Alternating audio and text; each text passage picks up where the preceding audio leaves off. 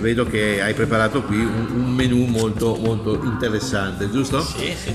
Però di questo menù io ti chiedo una cosa, un piatto che a te piace particolarmente di tutti questi. Mi piacciono tutti, se no non li avrei proposti. Tiro l'acqua di un mulino, no scherzo. Certo. Però sì, vi farò vedere il muscolo di manto. La guancia del manto è una sorana, 24 mesi di vita.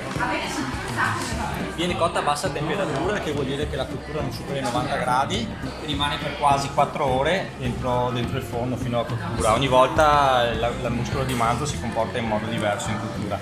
Viene servita con il suo midollo, che non è altro che una parte dello stinco che viene tostata con del sale grosso e del pepe, e ovviamente 2 patatine. Fondo di cottura che viene fatto con le parti di terza della carne e con delle ossa.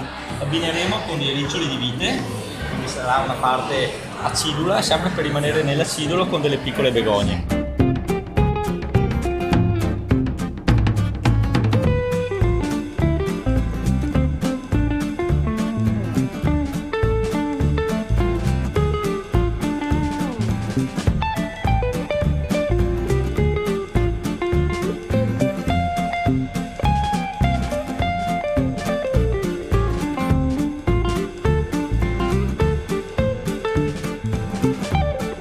Ci hai già fatto venire voglia di assaggiare questo piatto. Grazie. Naturalmente invitiamo appunto tutti a venirti a trovare nel tuo ristorante da Gigetto a Amiane. Amiane, che è un po' un classico, e lì ci potrai proporre questo piatto sicuramente e tante altre tue nuove elaborazioni e ovviamente la soppa koala. Va bene, mettetemi alla prova allora.